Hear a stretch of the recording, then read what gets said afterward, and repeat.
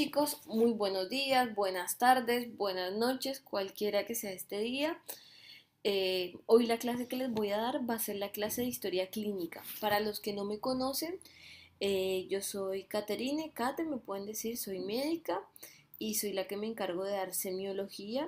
Nos vamos a ver en tercer año, esta clase está para los chicos de segundo año. Pollito me pidió el favor que les diera como un panorama general de un tema del próximo año, ¿no? Bueno, algo importante que me gusta recalcar, como ustedes no tienen un poco de noción, es la semiología, es la ciencia que es una rama de la medicina la cual estudia los signos y síntomas de un paciente, ¿sí?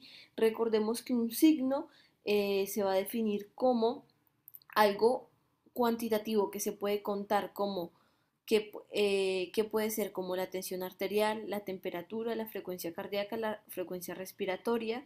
Yo puedo cuantificar realmente cuánta temperatura tiene un paciente o cómo es la presión arterial. En cambio, un síntoma es algo cualitativo. Por ejemplo, el paciente le refiere, tengo cefalea. Cefalea significa dolor de cabeza. Me duele la cabeza. ¿Cómo sé yo realmente si el paciente le duele o no la cabeza? Tengo que creer en la palabra de él, ¿no? Entonces, la semiología es la que me estudia estos, los signos y síntomas de un paciente y, en general, las presentaciones clínicas de las enfermedades. Bien, entonces vamos a hablar hoy de historia clínica, que la historia clínica van a ver que es una herramienta fundamental del médico. Siempre, chicos, cuando comiencen algún tipo de tema, esto ya seguramente se los han dicho a lo largo de la carrera, tienen que comenzar con la definición. Es importantísimo, fundamental hablar de la definición. La historia clínica es la narración ordenada y detallada de los acontecimientos psicofísicos y sociales referidos a una persona que surgen de la anamnesis, el examen físico y la elaboración intelectual del médico. Una forma de resumir esto, la historia clínica es un documento que surge de tres procesos fundamentales: la anamnesis, que ya vamos a hablar más adelante qué significa, el examen físico y, aparte de la elaboración intelectual del médico, de la relación médico-paciente, que también vamos a hablar de esto más adelante. Este documento tiene cierto tipo de características. ¿Cuáles son estas características? Es un documento médico. ¿Por qué es un documento médico? Porque aquí es donde nosotros vamos a escribir las características de una enfermedad, ¿sí? Por ejemplo, vamos a hablar de la diabetes. La diabetes genera alteraciones neuropáticas, o sea, el paciente pierde la sensibilidad. Eso lo voy a escribir en la historia clínica. Como escribo las características o lo que genera una enfermedad en un paciente, se puede se puede considerar un documento médico. Bien, a ver, después podemos considerarlo un documento científico porque podemos exponer cierto tipo de signos o manifestaciones clínicas, las cuales después más adelante se pueden tomar como verdaderas para postearlos en un congreso, para mirar la evolución de una enfermedad que nunca se había visto. Bien, a ver, lo que nos permite la historia clínica cuando describimos y hacemos la evolución diaria del paciente es ver la historia natural de la enfermedad y me permite muchas veces orientarnos cuando se empiezan a leer en retroceso. Vamos con un ejemplo.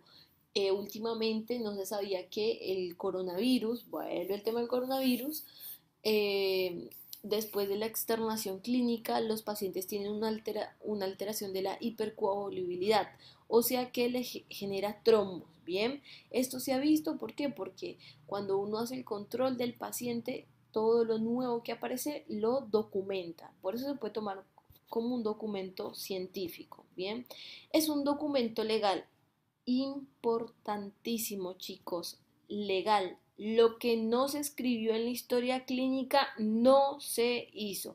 Así que cuando ustedes tengan un juicio de mala praxis o les pongan una demanda, su arma para defenderse va a ser la historia clínica. ¿Está?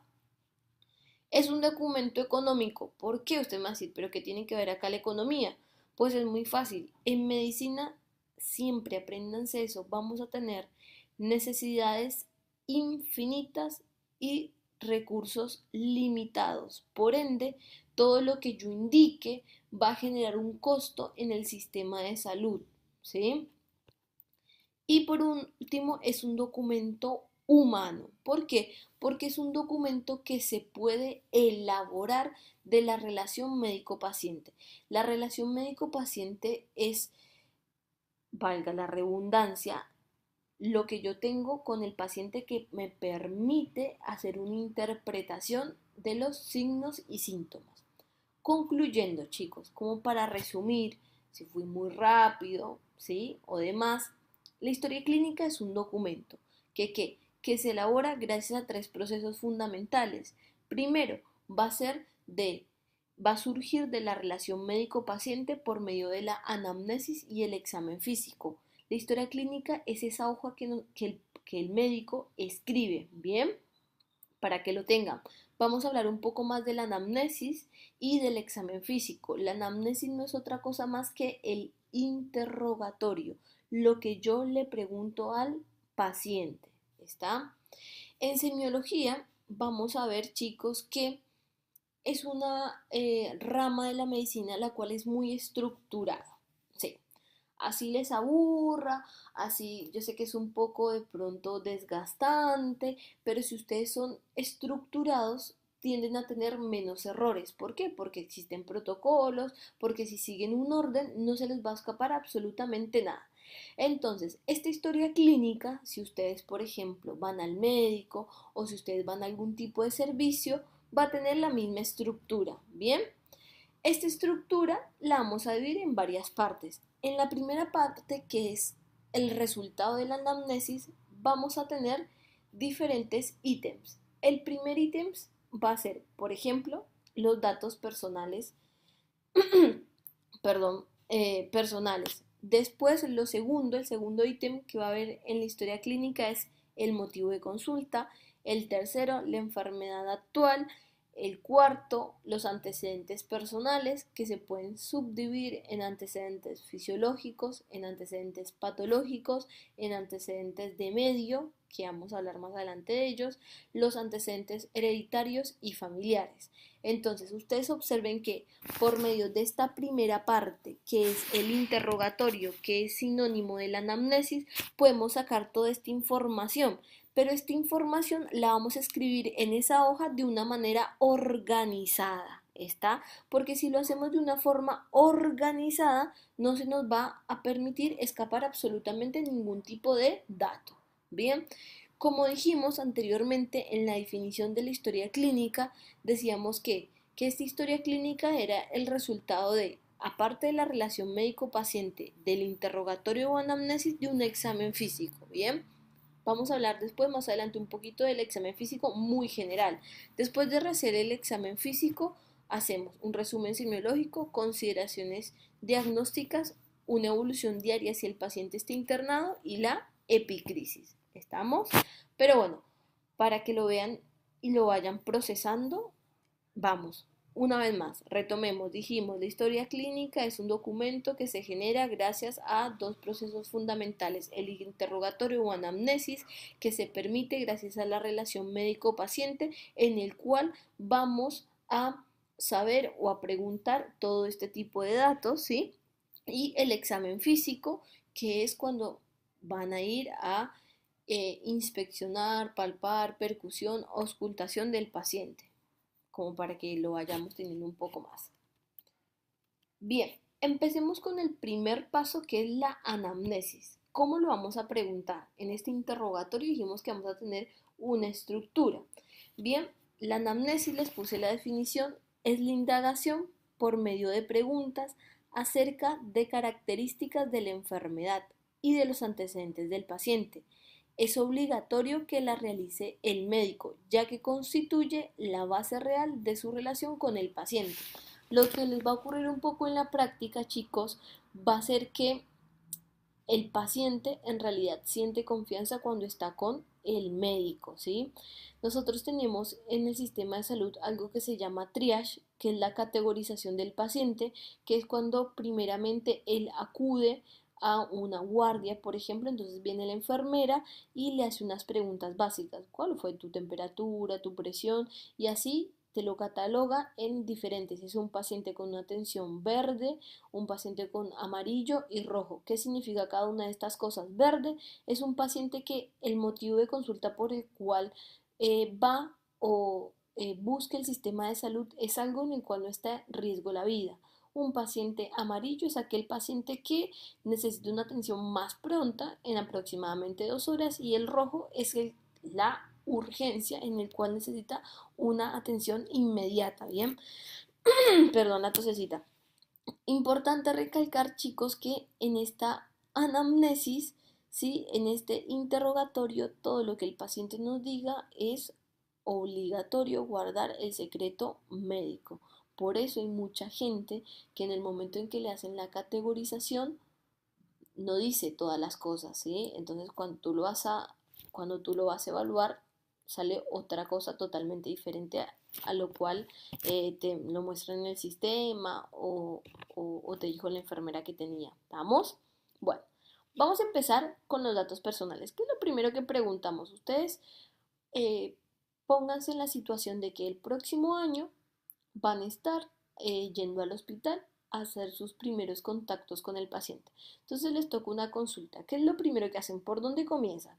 Entonces con los datos personales del paciente para ubicarnos como si fuera en tiempo y espacio, ¿sí? Primero, importante, por definición, si les preguntan, los datos personales son aquellos que identifican al paciente desde un punto de vista civil para la ley, ¿bien? ¿Y cuáles son estos datos? El nombre, ¿bien? La edad, ¿sí? Importante, si les toca a alguien como Miltra Legrand, es importante que les diga la edad, ¿no? Después, la nacionalidad, porque muchos pacientes tienen una nacionalidad diferente a donde la residen. Está el sexo, importante, y acá podemos tener un debate largo, pero no estamos en una clase presencial. Lastimablemente, todavía no se ha hecho un cambio en los datos personales y lo que se pone en la historia clínica es desde el punto de vista civil. Entonces, desde el punto de vista civil, el sexo solo es mujer o hombre, femenino, mujer o hombre, no femenino, masculino, no, mujer y hombre, ¿está? No es el género, ¿vamos? Después el domicilio, muy importante, saber dónde vive el paciente, ¿bien? ¿Por qué? Porque muchas veces según dónde vive uno ya puede inferir cierto tipo de características edilicias, las cuales te permiten una interpretación para ciertos factores de riesgo. A ver, ¿a qué voy yo? Eh, Vamos a dar un ejemplo. Si el paciente aquí en Rosario vive en una zona eh, marginada, como hay cierto tipo de barrios los cuales no tienen acceso a agua potable, a cloacas, ¿sí? Ya tienen un factor de riesgo para presentar cierto tipo de enfermedades infectocontagiosas por la falta de higiene o necesidades básicas. Bien, persona responsable, muy importante, siempre un paciente tiene que tener un número de contacto para en caso tal de que ocurra algo. Bien, después el estado civil, importante. Bien, soltero, casado, con sueño, estudiando, haciendo ejercicio, con coronavirus, bueno, nada. El estado civil en realidad desde el punto de vista es soltero o casado, bien, o viudo, para que lo sepan. Y la ocupación. Importantísimo la ocupación porque hay cierto tipo de ocupaciones las cuales tienen mayor factor de riesgo para cierto tipo de enfermedades. Vamos con un ejemplo. Un paciente el cual trabaja en una mina tiene más factor de riesgo para todo lo que son enfermedades o patologías respiratorias como fibrosis pulmonar y demás. Y una que voy a patentar yo es que ser médico es un factor de riesgo cardiovascular porque el estrés que uno mantiene, yo les puedo hablar de miles y miles de casos de colegas que a los 35 años han tenido un infarto y es porque han pasado por una o varias residencias. Así que, chicos, este es un dato de color nada más. Bueno, concluyendo, que me voy mucho por las ramas. Dijimos que La historia clínica ya la definimos, saben que es un documento que tiene cierto tipo de características, que es el resultado de la relación médico-paciente por medio de la anamnesis y el examen físico, que en este interrogatorio lo primero que vamos a preguntar del paciente son los datos personales, que esos datos personales son todas aquellas características las cuales identifican al paciente desde el punto de vista civil: nombre, edad, nacionalidad, sexo, domicilio, persona responsable, estado civil y ocupación. ¿Estamos? Bien. Sigamos, ¿qué más preguntamos en la anamnesis? El motivo de consulta. El motivo de consulta, chicos, es por lo que el paciente va a la guardia. Es el signo o síntoma. Bien, dijimos, a ver, vamos con un ejemplo. Yo al principio de la charla les dije que se definía un signo y que se definía un síntoma. Un signo es algo cuantitativo, ¿tá? Que lo puedo contabilizar. Los signos vitales: temperatura, presión, frecuencia cardíaca, frecuencia respiratoria. Esos son, y se los pueden llegar a preguntar en el examen. Sepan los valores normales y cómo se toma la presión y demás. Síntomas, algo cualitativo, algo que el paciente me dice, pero yo no puedo realmente cuantificar. Como por ejemplo, me duele la cabeza. ¿Cómo carajo yo sé que le duele la cabeza? Pues yo creo en que el paciente le duele la cabeza. Bien, ahora, en el motivo de consulta ustedes tienen que ser claros, concisos. No se pueden más de 3 motivos de consulta cuando lo escriben, ¿bien? Entonces el paciente, vamos a dar un ejemplo. Lástima que no estamos en la clase porque la semiología tiene esto, es algo muy un ida y vuelta para que quede una mayor conceptualización. Supongamos que yo ahora voy a ser un paciente y les digo: buen día, doctor, lo que pasa es que imagínese que yo vengo porque me duele la cabeza, tuve vómitos, tuve diarrea, me duele la panza y usted sabe que hace como 2 meses me duelen las articulaciones y entonces yo una vez me caí. Entonces, nada, el motivo de consulta es por lo que, de todo lo que el paciente me dijo, lo que principalmente la hizo venir a consultar. Y lo que en este caso le hizo consultar a esta paciente fue el dolor de cabeza. Entonces ustedes ponen cefalea. Ese es el motivo de consulta. Y algo que tienden ustedes a confundir es que creen que el motivo de consulta es el diagnóstico. Y no, no es el diagnóstico. Al final vamos a dar el diagnóstico. Capaz la persona vino por un dolor de cabeza y está teniendo un ácido hemorrágico, que suele ocurrir mucho. O vino por una cefalea. Acuérdense, dolor de cabeza, cefalea, y está teniendo una crisis hipertensiva. Entonces, fundamental que es por lo que él consulta, pero no es el diagnóstico. Sigamos, la enfermedad actual. La enfermedad actual, acá nos toca explayarnos y nos toca ser como escritores. ¿Por qué les digo yo esto? Porque es la redacción precisa y en orden cronológico de todo el padecimiento del paciente, comenzando con las primeras manifestaciones de la enfermedad. En este apartado no hay que limitar las referencias o los síntomas o signos, sino que se debe escribir todo lo vinculado con la enfermedad. ¿Qué quiere decir esto? Entonces vamos otra vez con el ejemplo de que yo soy un paciente y les digo cómo se escribiría esto en la historia clínica. Bien, viene, yo soy, ustedes imagínense, no me conocen, pero bueno, soy mujer. Entonces vengo y les digo: bueno, doctor, yo vengo porque me duele la cabeza. Pero usted imagínese que hace 2 semanas yo empecé con tos, ¿sí? Que esta tos empeoró a lo largo de los días, que antes empezó a la noche, ¿sí? Que ahora eliminó moco, ¿bien? Y que últimamente ahora lo que más me duele es que me duele la cabeza, ¿sí? Y agregué expectoración, también agregué chuchos de frío.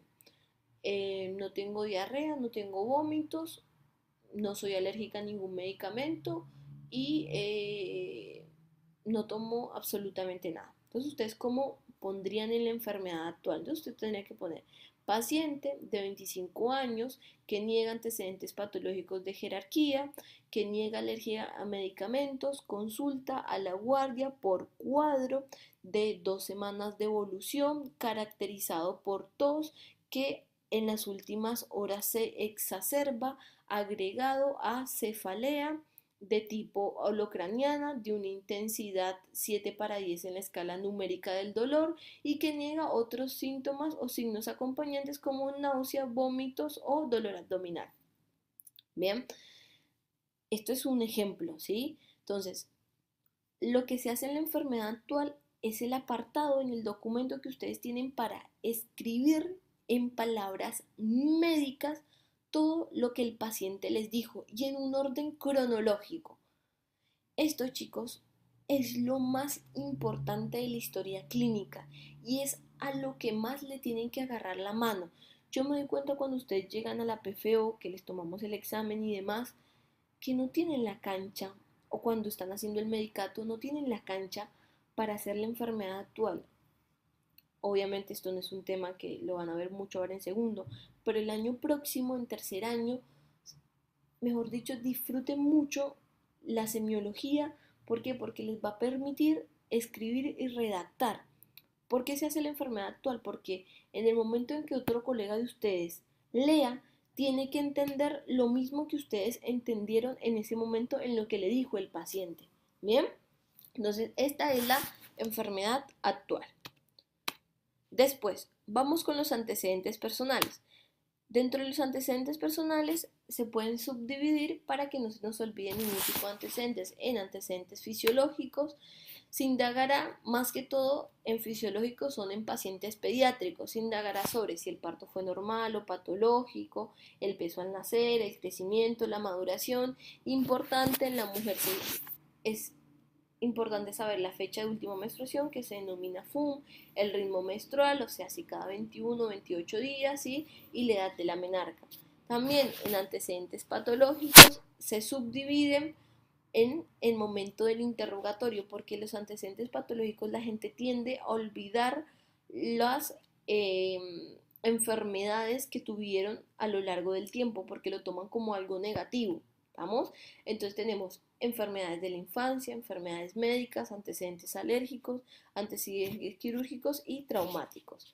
Antecedentes de medio se consideran los antecedentes vinculados con el medio ambiente, familiar, laboral, social y cultural, y según una u otro tipo de, otro tipo de bibliografía, podemos escribir aquí los hábitos. ¿Cuáles son los hábitos? Diuresis, que sería orinar, catarsis, defecar, sueño, cuántas horas de sueño tiene el día, la alimentación, el consumo de frutas y verduras, ¿sí? De grasas, está el ejercicio, el método anticonceptivo y la utilización de drogas, ¿está? No solo drogas ilegales, sino también drogas legales, ¿está?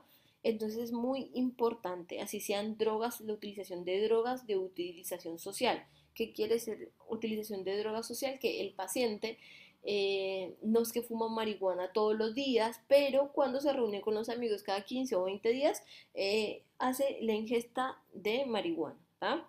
Así como para que tengan un ejemplo. Bien, ¿qué más preguntando? Antecedentes hereditarios y familiares. Estos antecedentes hereditarios y familiares se los pongo, la verdad, chicos, no creo que se los pongan porque es algo, esto es una historia clínica que haría el médico familiar en el centro de salud, ¿sí?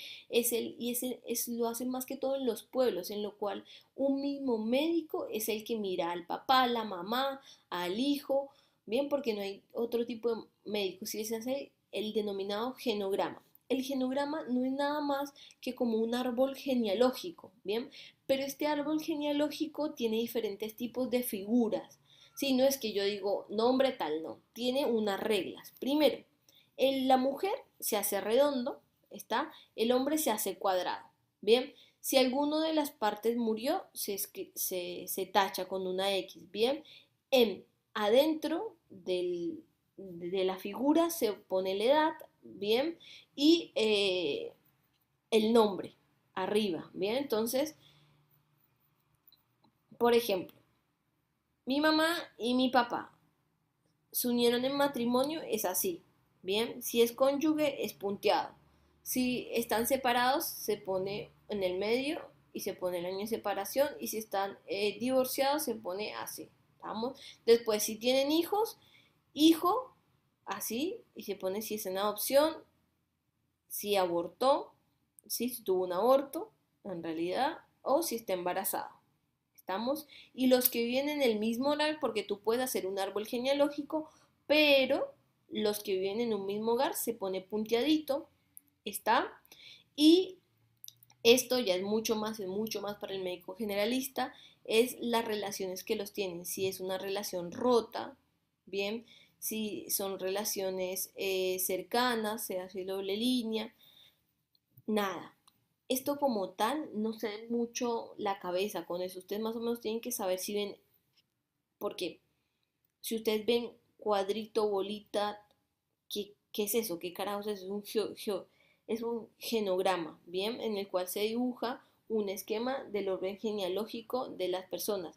¿Hasta dónde uno indaga? Uno indaga hasta los abuelos, entonces, mis papás y mis abuelos, en este caso, indagaría y hacia abajo, como para que lo sepan. Nada, esto cuando lo van a ver recién, cuando estén en la PF o cuando estén en la rotación de centro de salud. Eso.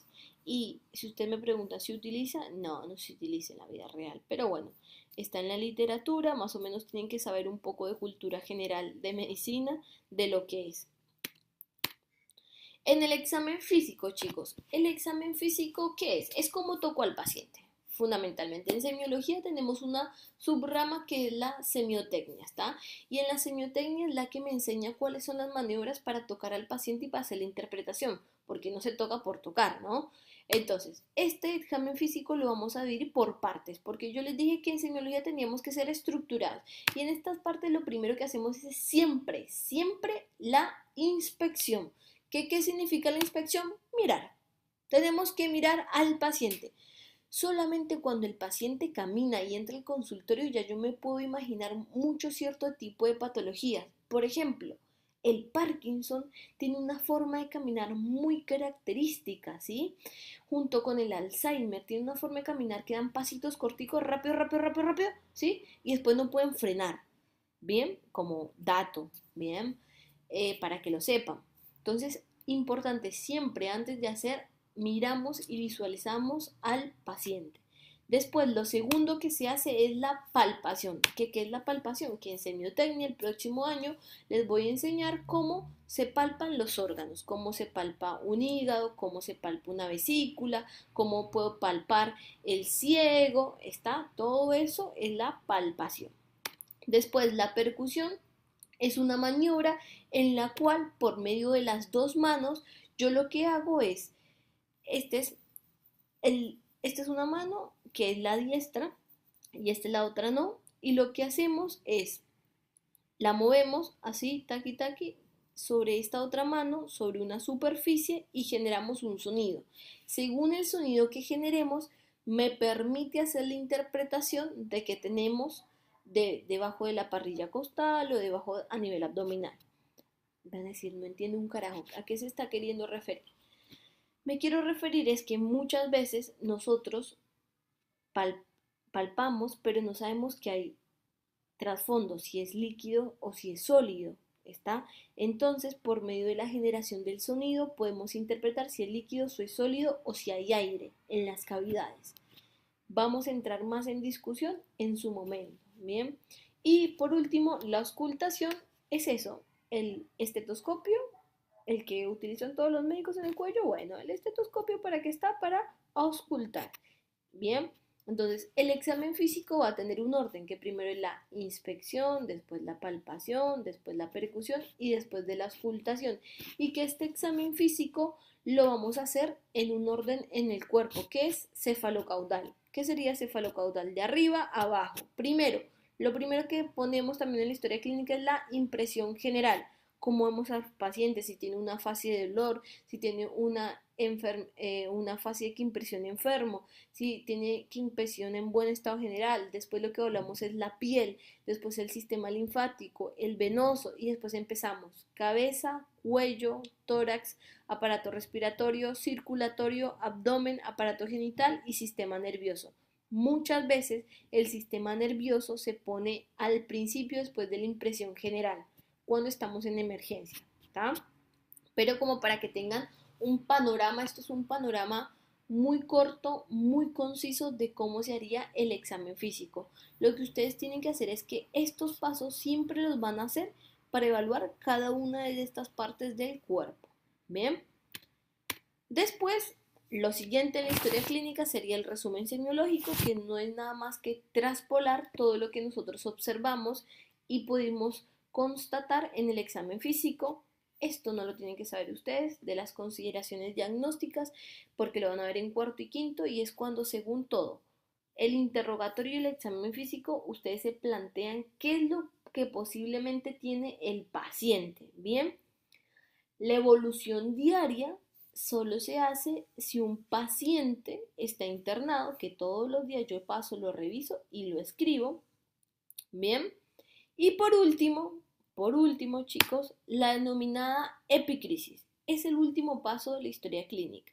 ¿Y qué me dice la epicrisis? La epicrisis se confecciona en el momento del alta o del fallecimiento. O se salvó o se murió. Y no es nada más, chicos, que un pequeño resumen de la historia clínica, más conciso, ¿sí? Si fue un paciente que estuvo 30 días internado, no vamos a darle todo el toquete de hojas de las cuales estuvo internado. Se hace un resumen. El motivo por qué consultó, cuántos días estuvo en sala general, en UTI, cuál fue el tratamiento y cuáles son las indicaciones de alta, ¿sí? Eso es un documento que el paciente siempre se tiene que dar cuando se va de alta o fallece. ¿Está? Importante, chicos. Vamos a resumir para que no se me vayan perdiendo ni nada por el estilo. Dijimos, la historia clínica que era un documento que surge de dos procesos fundamentales, los cuales son la anamnesis, que es el denominado interrogatorio, y el examen físico, que la anamnesis y en el interrogatorio vamos a tener un orden para sacar diferentes tipos de información, como son datos personales, motivos de consulta, enfermedad actual, y sabemos qué significa cada uno de estos. Que en el examen físico también vamos a tener un orden: inspección, palpación, percusión y auscultación, y vamos a evaluar el paciente cefalocaudal y después lo transpolamos a la historia clínica. Y la epicrisis es la última parte en la cual nosotros confeccionamos al momento del alta o al momento del fallecimiento. ¿Estamos? Esto es como un panorama general de qué es la historia clínica, ese documento, esa arma legal. Si nosotros como médicos y ustedes, futuros médicos y colegas, hacen una buena historia clínica, es la mejor herramienta que pueden tener para llegar a un diagnóstico. Hoy en día lo que se evalúa y lo que se ve por la capitalización, los monopolios y todo lo que es el negocio de salud, no se revisa tanto al paciente y se piden más estudios complementarios de lo que propiamente se revisa. Y antes, chicos, no había tanta posibilidad de tomografía, de ecografía, del laboratorio, porque tampoco había el desarrollo tecnológico y la accesibilidad. Entonces, es fundamental hacer un muy buen interrogatorio y examen físico. Se ha visto que si uno hace un muy buen interrogatorio y examen físico, puede llegar a más del 70% de los diagnósticos sin estudios complementarios. Entonces no caigan en el juego de solo pedir, pedir y no revisar y no escuchar y no preguntarle al paciente, ¿bien? Esto tiene que ser estructurado para que no se les pierda absolutamente nada. Cuando ustedes empiezan a trabajar y empiezan a ver estas hojas, la historia clínica está preimpresa, o sea, nos dice motivo de consulta, está el espacio donde dice los datos personales, todo lo que ustedes tienen que preguntar y demás, pero ustedes tienen que saber exponer qué es, qué características tiene y qué estructuras tiene y a simples rasgos qué significa cada una de las cosas. ¿Estamos? Entonces la epicrisis vendría a ser el fin, chicos. Bueno, chicos, espero que este no sea el fin de nuestra interrelación, que sea la primera de muchas clases. Cualquier cosita, cualquier duda, no duden en preguntar, en escribirme en el WhatsApp, no hay ningún problema. Entonces, que tengan buen día, buena tarde, buena noche y que ojalá no se infecten del coronavirus.